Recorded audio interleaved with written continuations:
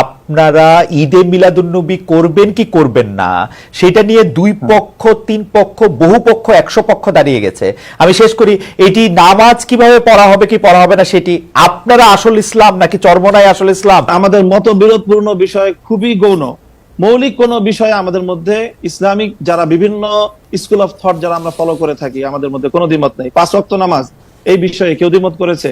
রমজান মাসে 30টা রোজা রাখতে হবে এই বিষয়ে কেউ দ্বিমত করেছে। প্রত্যেকটা মুসলমানের উপর সামর্থ্য থাকলে একবার হজ করা ফরজ, কেউ দ্বিমত করেছে। প্রত্যেকটা যারা নাকি সামর্থ্যবান তাদেরকে জাকাত দিতে হবে এই বিষয়ে দ্বিমত করেছে। এবং ফজরের নামাজ 2 রাকাত, জোহরের নামাজ 4 রাকাত, আসরের নামাজ 4 রাকাত, মাগরিবের নামাজ 3 রাকাত, এশার নামাজ 4 রাকাত, এই বিষয়ে আজ পর্যন্ত কাউকে আপনি দ্বিমত পেয়েছেন? খুবই শাখাগত কিছু বিষয়ে দ্বিমত রয়েছে মুসলমানদের মধ্যে, এবং সেই বিষয়গুলো আলোচনার মধ্যে আসে। ঈদে মিলাদুন্নবী সাল্লাল্লাহু আলাইহি ওয়াসাল্লাম নিয়ে অনেক ডিবেট হয়েছে এবং ঈদে মিলাদুন্নবীর পক্ষে যারা, তারাই বিজয়ী হয়েছে। যারা মূল ধারার, তারা কিন্তু ঈদে মিলাদুন্নবী নিয়ে কখনো বিরোধিতা করে না। যারা কোনোভাবে পারচেজ হয়ে আছেন তারাই ঈদে মিলাদুন্নবীর বিরোধিতা করে। আমরা বলি মিলাদ যার সিরাত নার তার। মিলাদুন্নবী সাল্লাল্লাহু আলাইহি ওয়াসাল্লাম ব্যানারও মাহফিল হতে পারে, সিরাতুন নবী সাল্লাল্লাহু আলাইহি ওয়াসাল্লাম ব্যানারও মাহফিল হতে পারে।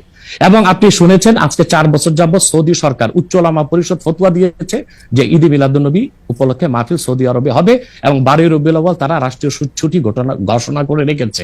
অতএব বিচ্ছিন্নভাবে কে কি ঈদে মিলাদুন্নবীর বিরোধিতা করলো, আব্দুর রাজ্জাক সাহেবের নাম বলেছেন, ওনাকেই বসান আমার সাথে কথা বলি, সংলাপ হতে তো কোনো দোষ নাই।